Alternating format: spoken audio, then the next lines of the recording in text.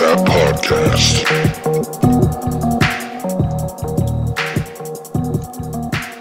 Hello, and welcome to Shocktober at the Natural Habitat Podcast.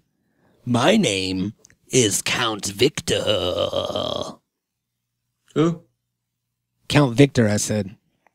Count Victor? Yeah. It's like, it's like Count Dracula, but legal. Like, I didn't want to break any copyrights or anything. My cousin Victor. And I am joined by the one and only Count Joseph. Cool recovery. I'll go with it. Uh-huh. All right. Hey. This is usually the time when we stop and start over and do this whole thing over again. But it's kind of too late for that. We're already 4 minutes in. Yep. This is that scene in Harold and Kumar when they're walking down the hallway and they turn around and look at the door and they're like, we've gone too far. Got to keep going. You get that reference, anybody? Nice. Let us know on Facebook or Twitter if you get that reference. Just a simple yes or no will suffice. I'll know what you're talking about. Yeah. So today, before we get into our topic that we came here to discuss, I want to talk about, we got into this weird Google tunnel right before we started recording. What the hell was that? Oh, no. That actually reminds me. Can you do that thing where people like open their mouth and like flick their cheek and it sounds like water dropping? Is that a yes? That was it? Or did you just play a sound effect? No, that was real. That was it? That was it. I cannot do that. Did you do it? I've never been able to do it. Ever. And I also can't whistle. Oh, really? Fun facts. I'm revealing a lot about myself today. Try it. Let's hear it. Try what? Flick my cheek? A whistle. A whistle? Here we go. Ready? Quiet on set. Everybody? All right. I got to lick my lips, right? That's the thing. It's all about moisture. All right, here we go. You're making me laugh. I can't do it when I'm laughing. All right, here. Sorry. Hold on. Shit. Quiet on set. Shit. Shh.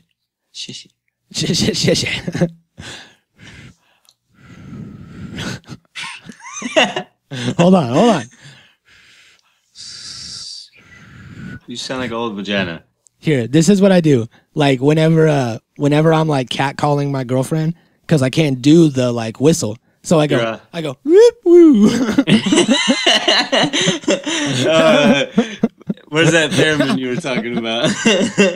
Oh man, I forgot all about this thing. Oh, that's what you need. Mm-hmm. All right, so Brand Grant actually gave us this theremin for October. They were like, hey, we love the spooky stuff you guys are doing. It's amazing. We're into this way more than you know. Which was kind of revealing about them. I didn't know that. So they got kind of weird, maniacal about it, and they were like, we love that you're talking about all this evil stuff. Here is a theremin. Now, I was excited because I've never gotten the chance to play a theremin before. For people that don't know, theremins are something that make this noise. All right, hold on, get back. I'm going to play it.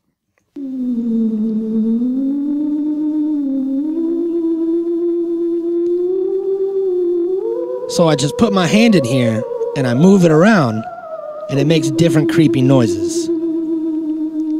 Could be associated with like a creepy graveyard wind / alien encounter. / Scooby-Doo sandwich.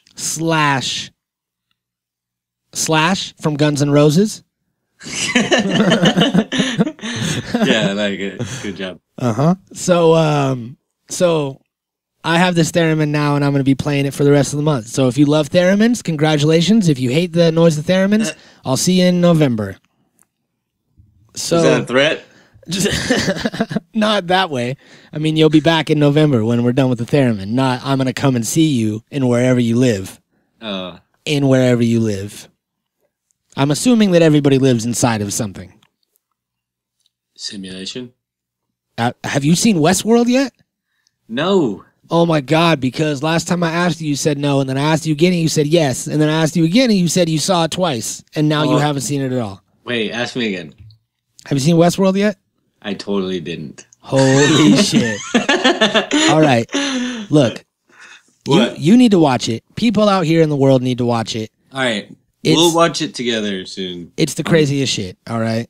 It's like we're all in a simulation. Everything is... No, we aren't all, but some of us could be. So, segue into... My name is Paul Blart. And I write a segue. Okay, I like it. So, the rich folk are trying to recruit scientists right now as we speak to help them figure out how to break through the simulation. Holy shit. So, sip on that, Kermit. Do I look like a May to you? Yeah.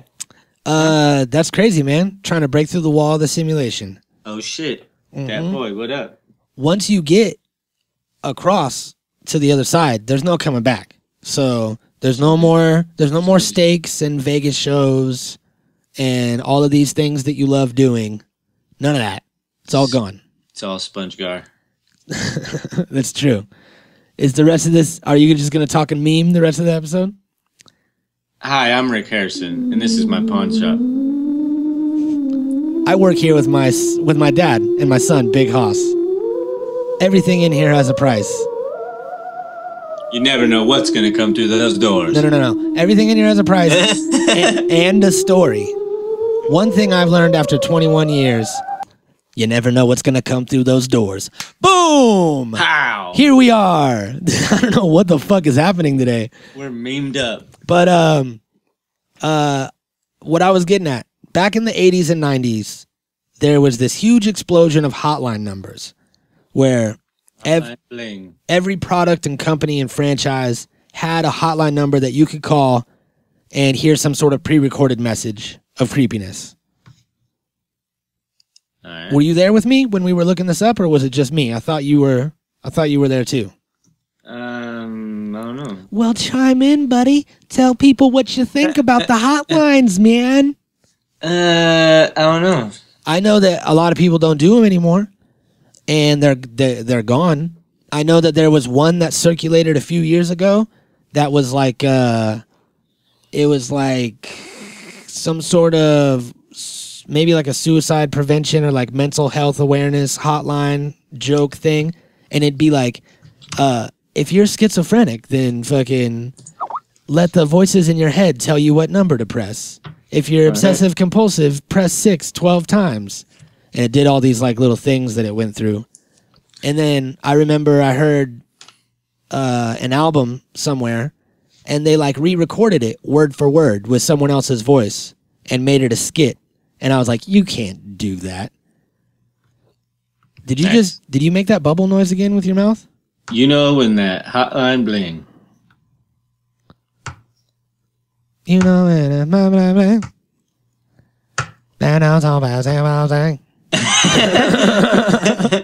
Is that how it goes? Play that shit. All right. You used to call me on the cell phone. Some people dance like this. Call me on the cell phone. Is that Donald Trump? Looks like it. Well, Very, very inappropriate. very anti-appropriate. Is that what you just said? I don't know what you're trying to slip in here. How dare you? That's some weird. Some weird's going on. Something fishy's going on here. I don't know how he made it into our show. So, what I was getting at with the hotline numbers is that we are bringing it back. We're all about nostalgia. We're all about this old school shit. So what we're going to do is we're going to bring back that hotline process. We already have the number. The number is area code 323-546-5149. And if you call that, you will get our hotline. It's now our hotline number. It's a robot. Yeah, it's a robot that goes, sorry, does not compute. Welcome to the hotline. Goodbye. But technically it's a hotline, until we get something figured out. Wow. But yeah, I mean, I think it'll probably be spooky. It's kind of a hotline. It's kind of it's a hotline. And It's a warm line. And you could also leave messages there that could potentially be played on the podcast if you have good enough reception and you're interesting or funny enough. It's not a popularity contest. We like to hear, messages from everyone. But if you go, oh shit, like the guy that had the fucking public access show and everybody would call in and leave the fucked up messages. yeah, That shit was hilarious. Hey, fuck Venice. dude, that's so dope. That shit was awesome. It's called, for people that don't know what we're talking about, it's called Let's Paint, Exercise, and Blend Drinks on Television. Yeah, it's and hilarious. it's some old public access show that some dude did in like the late 90s, early 2000s. That's now a YouTube show. And he took calls in LA, and it was turned into just a forum to where rival gang members could like disgrace the other set on TV. And people were like calling and be like, "Hey, yo, fuck MS-13," and like all this shit. And it was just funny. Like, it was so amazing. And you just see him like sweating, literally sweating because he's running on a treadmill the whole time, but also panicking on the way that his live show is turning out. And he's like, "Come on, guys, let's just be friendly." You know what I mean? I liked the good part, but I didn't like that. Everybody was like critiquing his shit. So they were like, "Oh, hey, I like the way you paint that." The first half would be legit. The first half would be totally like honest. Oh, so funny. Mm-hmm. They're sneaky, man. Super good. That must have been so much fun. Yeah, for sure. To be on any part of that, to be the guy that's recording it, to be the cameraman, or to be a caller that actually got their call on. Yeah, no doubt. I would have yelled something even though I had no affiliation with either gang. I would have picked one and been like, "Hey." They'd be like, "Who?" I would have been like, "Fuck AP-92s." Whatever that is. That sounds like a computer gang. It does, or like an airplane, like an old airplane. I'm going to have some old Army vets all mad at me and shit. Sorry, Air Force vets, stolen valor. Today's a lot of hot words. Holy shit, Jay. All right. We'll be back after these messages. Should I be playing a commercial right now? All right. Foolish friends, Freddy Krueger is on your phone. Dial this number now. I've got some tales to tell. Freddy's favorite bedtime stories. Dead time stories. All brand new. Straight from my boiler room to your home. It's Freddy Krueger on your phone. So dial this number now if you dare. Tell him Freddy sent you. $2 the first minute, 45 cents each additional minute. Children, get your parents' permission before you dial. Yeah, kids. Just for future reference, you don't need any permission to call our hotline. No, that was very spooky, no? Yeah, that was creepy. And I like how the guy who did the voiceover had no idea what the number was. You know how they usually say the number like 5 times? He was like, "Call this number that is going to be shown on the screen after we get it. Yeah. It's not been made available." And don't sound like Freddy, really. You know what? We're gonna do a quick voiceover for our hotline, okay? All right. I'm gonna need clean, quiet on the set, clean audio.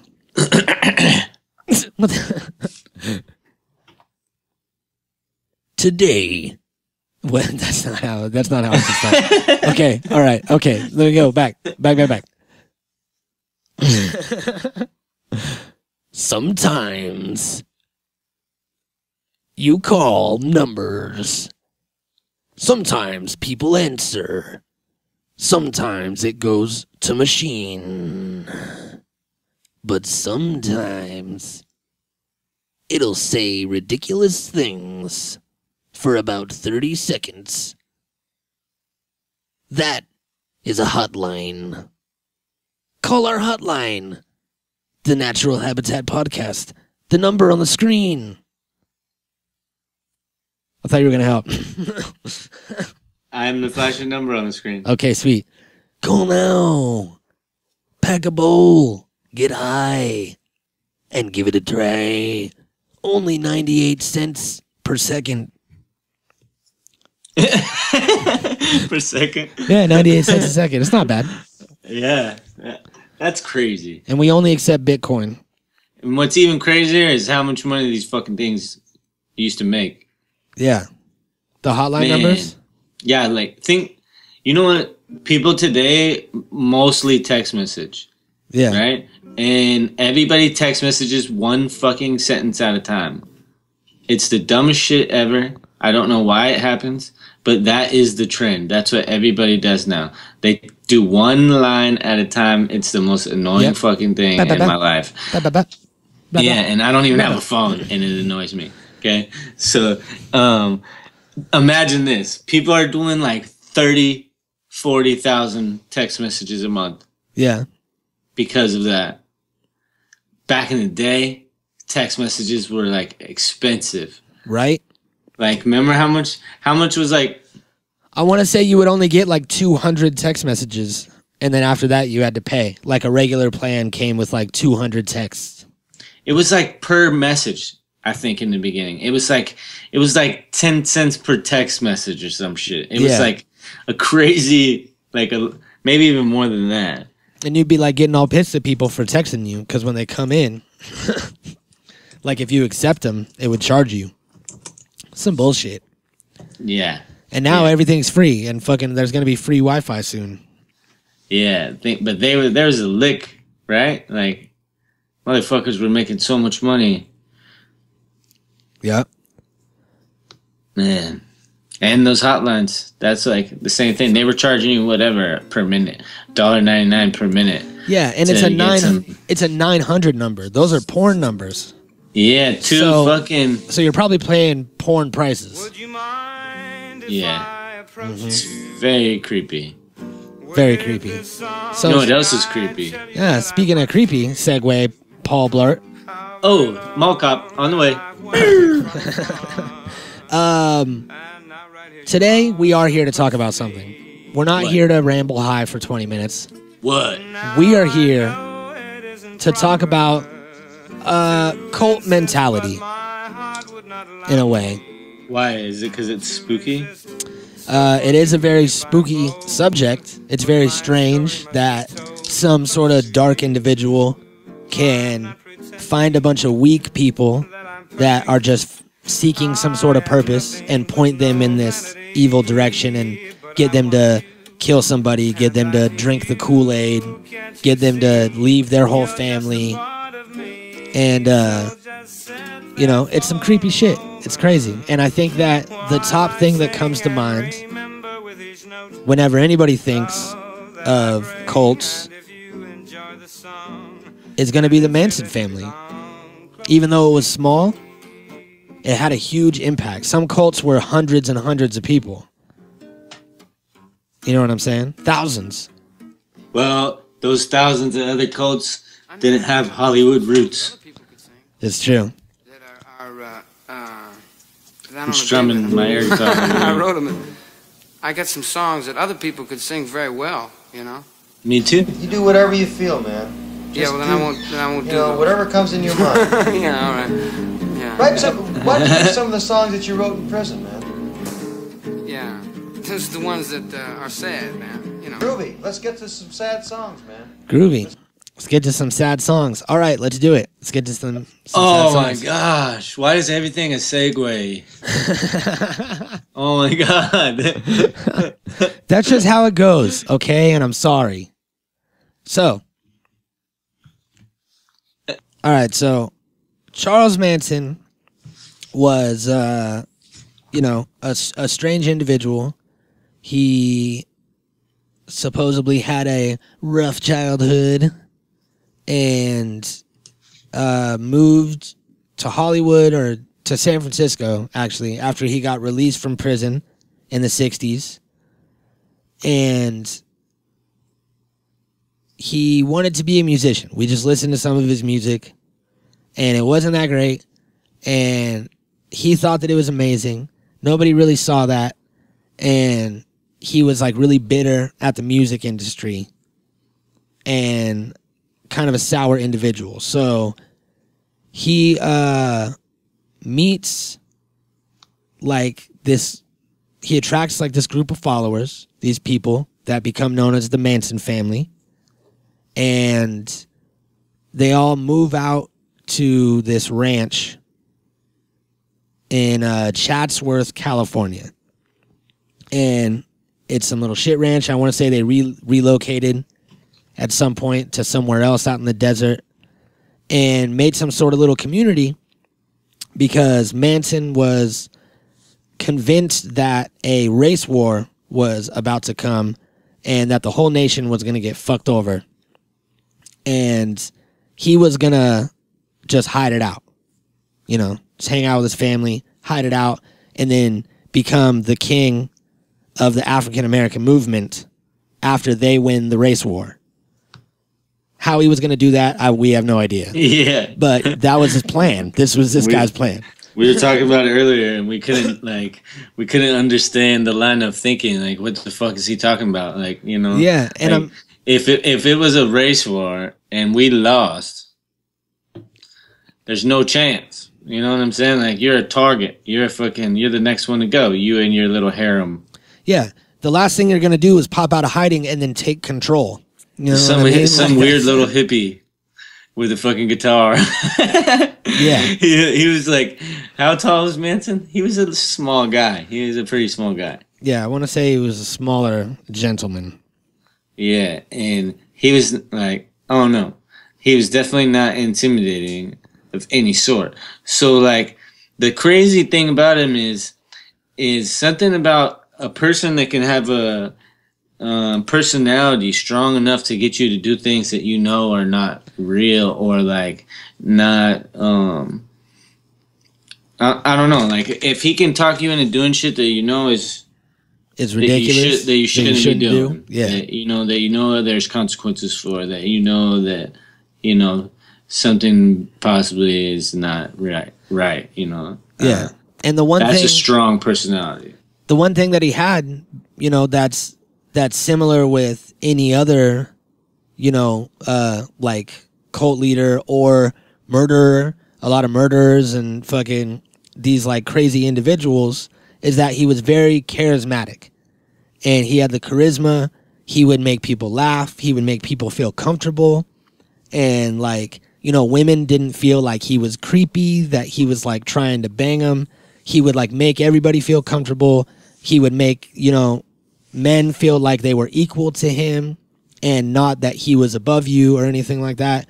And he was that kind of guy that everybody wanted to know, everybody wanted to be around, everyone gravitated towards him. He was always positive with everybody.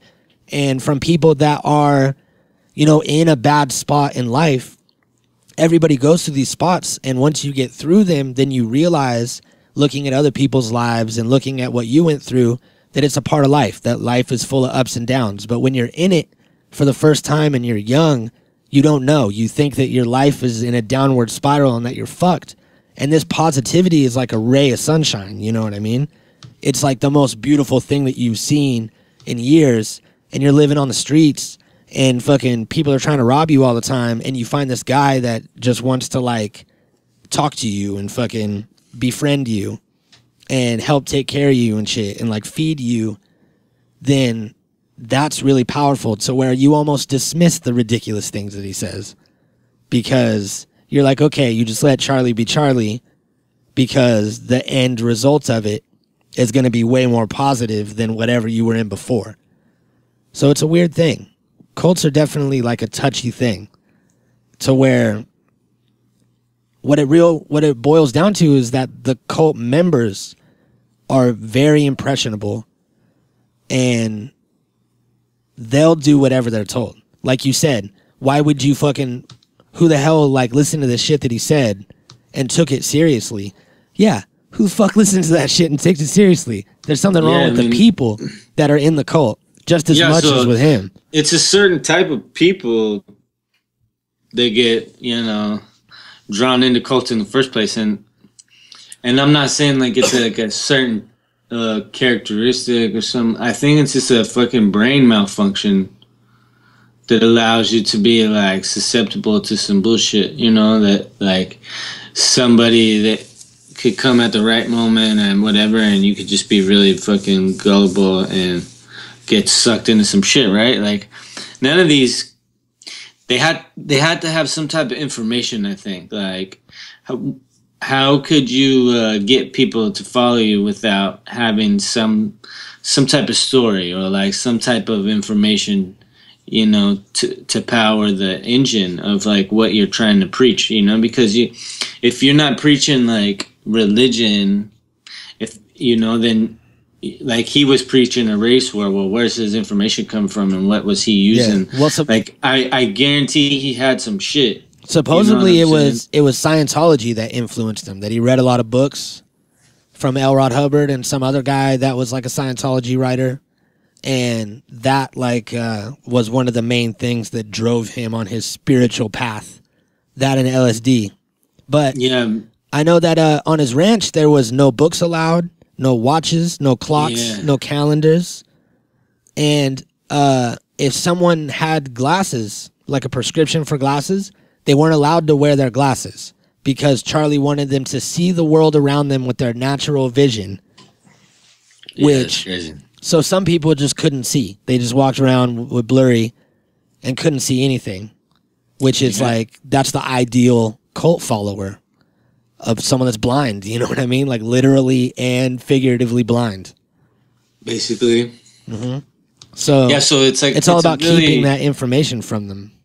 Yeah, right. So he armed himself with like some racial tensions that were probably happening at the time, and he was like trying to figure out a way to like relate everything to sucker everybody into this shit to, you know, to get to where his mean, like the end of his means or whatever. Yeah. So it's like it's really strange. It's really strange that people would believe somebody who's so uncredible, you know, like what? He's not an insider. Yeah, he's just some guy. He's not privileged to any type of information whatsoever that would make him, you know, he's a convict. Yeah. Even when he met everybody, he was a convict. So like, I don't know, man. It's a crazy thing how people can just be susceptible to whatever, you know, like without the internet. The internet exists right now, and people still don't fact check anything, and they still talk straight from here, like word of mouth. Yeah, that happens still today, every day. I've heard this, I've heard that. Yeah. and nowadays it's like it's actually a thing where one friend in the group will fact check everything. As soon as somebody says something, oh, I'm Googling that shit right now. You know what I mean? Like that. If one person was smart enough to do that, how come there wasn't one of them in the middle of these cults? Yeah. You know? Somebody just be like, hey, this doesn't seem right. Yeah. This doesn't line up. Well, those people probably disappeared pretty quick. You know what I mean? These peaceful cults were also notorious for having a lot of guns and stockpiling ammunition and shit. So there's no thing to just bring somebody out in the woods and kill them because they're asking too many questions or ruffling feathers. You know what I mean? It's like they did. There was that cult. I forget the name of it, but they moved to like another country and set up some camp somewhere, and a reporter showed up to do an interview, and then one person, like one little girl, slipped him a note and was like, we're being held here, we want to leave. Her and her mom. Jamestown, you're talking about Jamestown and fucking Jim Jones. Yeah, that's what I'm talking about. And then by morning, you know, there was a whole fucking group of people that wanted to leave. So everybody wanted to stay there, and then 12 hours later, it's fucking 16 people that want to leave. So all it takes is that one guy to undo everything that you've been building. So if I was in the point of view of a cult leader, I'd kill that guy, no question. Yeah, because, you know, I think part of it we could be overlooking is people attract other people that are similar to them, and what a fucking scary thought that is. You know, like, to think that a sociopath like this motherfucker could attract, or a psychopath could attract like more psychopaths or sociopaths as well, because like they recognize those characteristics in each other and they feel comfortable around sketch people like that or whatever, you know. And like think about this: what if like there's a lot of serial killers in America, not just America, but around the world, like a lot that haven't been caught, or like new ones popping up all the time, right? Like there's a certain type of person that becomes that. Well, what if they all started fucking meeting up, right? And like, you know, and like attracting each other and like working together and shit, you know, because it's happened like more or less in certain ways before, I'm sure, where they would like compete, I guess, or something like that. But I mean, like, what if they hung out and like became a cult, like a fucking? What if there was a serial killer cult? Yeah, and it's possible now with fucking the internet and how you can mask your IP address and just. I'm sure that I'm 100% sure, maybe not 100% because that sounds like I'm a part of it. I'm 90% sure that there is some sort of forum on the internet somewhere that is full of people that actually kill people and like share stories, meet up, share pictures of dead bodies that they fucking have been chopping up for the past week and shit. It's got to happen. You know what I mean? Yeah, right. That's a crazy thought for fucking Halloween. Yeah, just in time. I mean, yeah, there's a lot of weird. The clown shit that's going on now is funny to me. Yeah, but it's like an epidemic. And it's like people are really smart, and they adapted to that really fast, and it's become this crazy thing. And the rest of the world is probably looking at it like a joke, but it's fun. Yeah, it's fun. It's timing, and it's cool because what it is that whoever started it, I think that it's all a big promotional thing for the new It movie, and that they started it. But whoever started it and put out the first video and made it happen gave everybody the formula for a prank, the formula for a video that's going to get a lot of views, like the formula for something to go viral. All you have to do is shoot it, pretty much. You pretty much just have to have a video of some guy creeped out in a car and show a clown on a street, and you're guaranteed to get a bunch of reactions from it. And I think that in every single city in the United States, there's somebody that is willing and probably going to put on a clown costume and walk around in the streets just because it's funny. It's funny now. You know what I mean? Like, to be a part of it and to creep people out. It's almost like... Plot twist, new fucking most popular costume. Right? What if everybody's a fucking clown? All of a sudden, ICP wins again. That'd be so dope. Did you see the thing on the Young Turks, the insane clown policy? No. They used like a big old ICP logo on the back wall, and it said insane clown policy instead of posse. Nice. And that was like, they talked about how it was ridiculous that they were calling it terrorism. Yeah, you know, I had this thought the other day that if they wanted to make a better name for themselves, they have this huge reach, right? Like they have one of the biggest fan bases in the world, and it's loyal motherfuckers who don't give a shit about anything. Yeah. You know what I'm saying? Like, that's true. They just go wreak havoc everywhere they go, and that's the motto, right? Well, they should have them participate in real causes, like go to protests at the Dakota Access Pipeline, and like, you know, things like that matter. Mm-hmm. And actually, we'll do some promo for this. There's going to be a march in September of next year, 2017. That's going to be like a all Juggalo march in Washington, D.C., like to the Capitol, a protest march. But it's to get Juggalos off the FBI gang list. It's not for anything that matters, like an oil pipeline that's fucking leaking or anything like that. Yeah, if they just gave up that journey, you know what I'm saying? Like, stop worrying about it and just do other shit that's worthy causes, you know what I mean?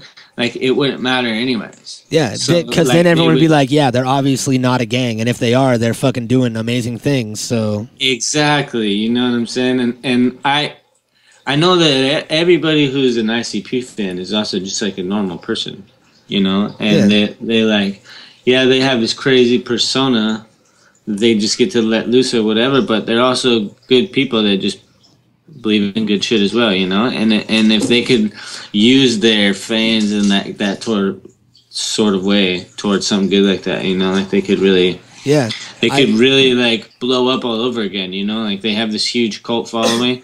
Since we're talking about cults, you know? I mean, like the ICP fan following is really like a giant cult following, and it's like you either know everything or nothing. It's been compared to a cult many a time throughout the years. Yeah, so like you know everything or you know nothing about it. I think that the key is that there's been Juggalo gatherings forever.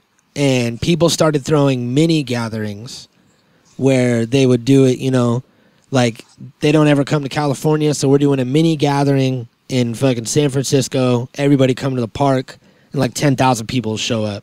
Maybe not, maybe 1,000.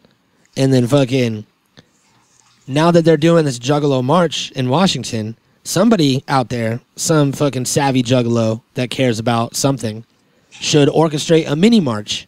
And start doing like mini gathering, but mini marches, where you find something that is actually like a crazy ass thing that needs attention drawn to it, and get, even if it's just 100 juggalos in face paint at this thing with signs, that's gonna get national coverage. Yeah, it'll be a show of force by the fan base, and it shouldn't be just ICP. You know, that's a good example, but I think all artists should empower their fan bases to do things in their name for their causes and shit, you know? And when you believe in something and you think that your fans will believe in it too, and you want to make a difference, that's what they should be doing, you know? Like, people don't use their power as much as they should because they don't realize that they have it, you know? Like, people look at their fan base like a dollar amount, but don't see, like, the other aspect that they're real people too that want to like be a part of shit. And like, you know, if people are willing to come out and go far away to come see a show and shit like that, they're also willing to go to like a real cause for sure. I can almost guarantee it. Could be crazy. Yep. We could be changing the future. Right. Maybe somebody famous will be listening and they'll be like, hey, these guys are right, I'm gonna do that. Maybe not. Probably not. Well, you know, we could do it. Little by little, go out there and make a Charles difference. Manson could have done it. He could have. And you know who might be orchestrating a new murder? Who? Is Tex Watson, who might be getting paroled out of jail. And some people think he's not dangerous anymore. Some people think he is. And I know that I implied that he might be orchestrating a murder, but that's just allegedly. Well, here's the thought. Here it is. Hold on. Hold that thought. We got to take a break. Oh. Hi, Trish. Todd's working here. Don't remind me. Can he make it a whole shift without Duracell batteries? I made these special just for... Guess not. The copper top tops them all. All right, we're back. Talking about Tex Watson getting paroled. Here's the thought. Oh, I just got a new battery in it. It's a new Duracell. Sweet. Yeah, I feel great now. Good. I'm glad.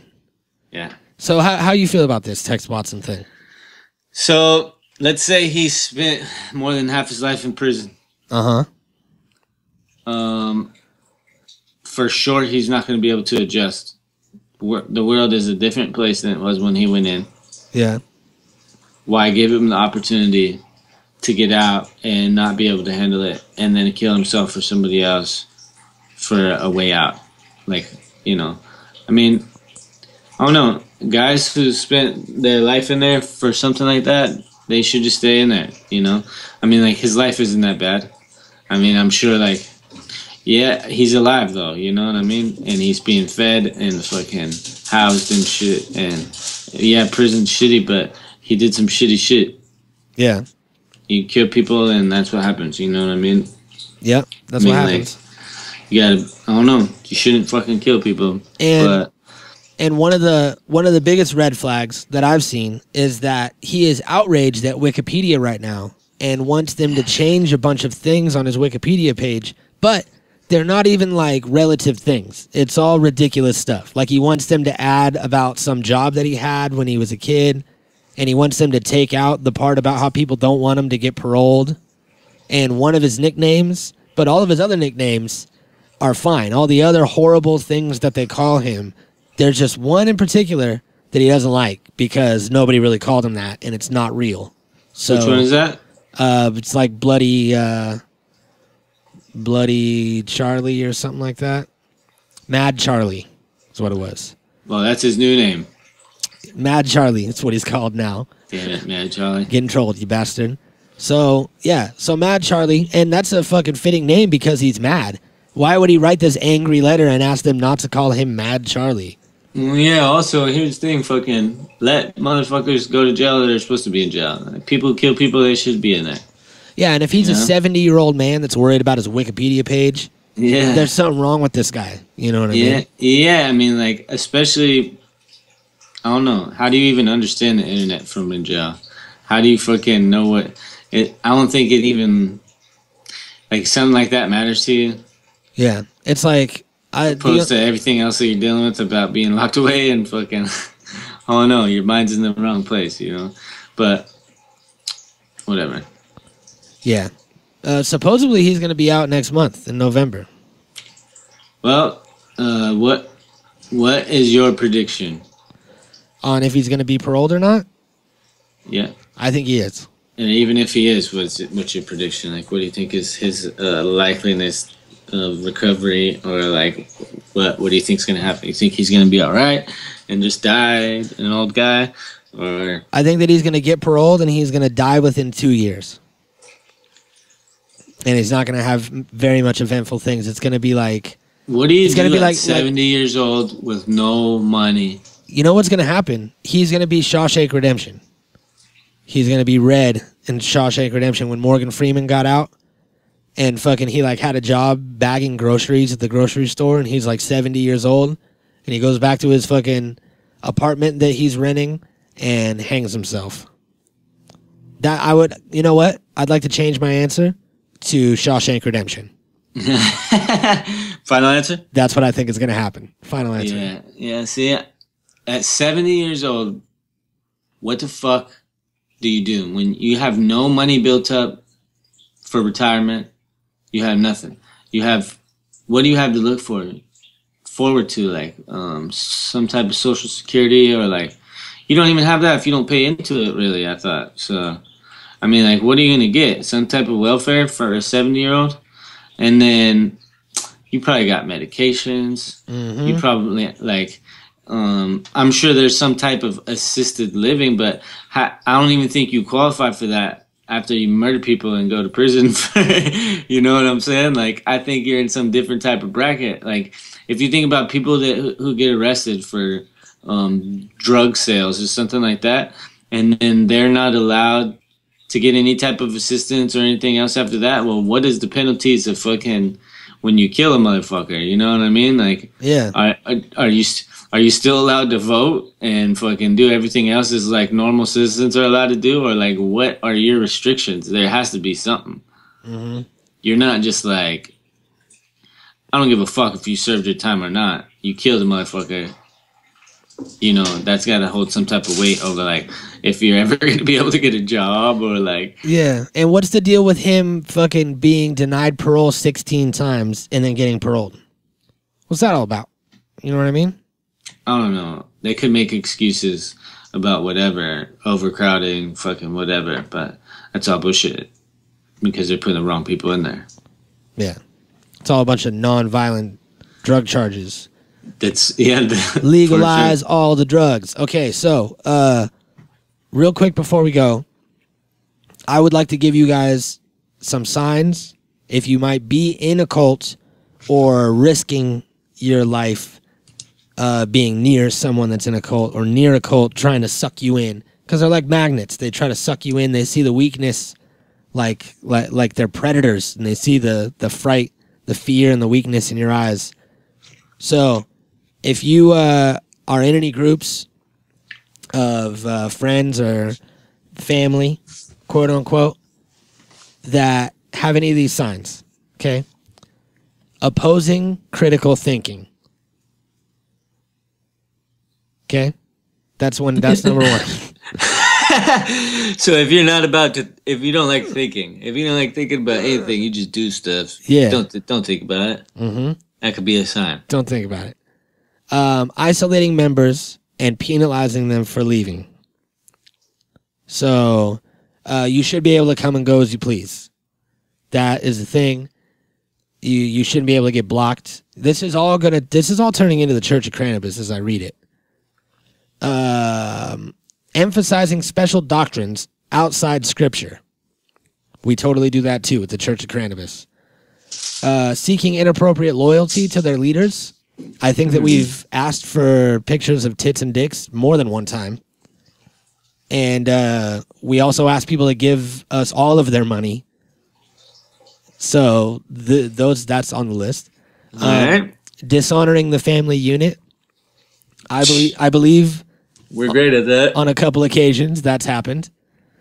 Crossing biblical boundaries of behavior. So yes. And last but not least, separation from the church.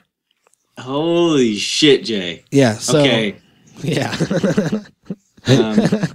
Turns out Natural Habitat Podcast is a cult. It turns out we are a fully functioning cult. I didn't even know until we did this. Here's your sign. Wow.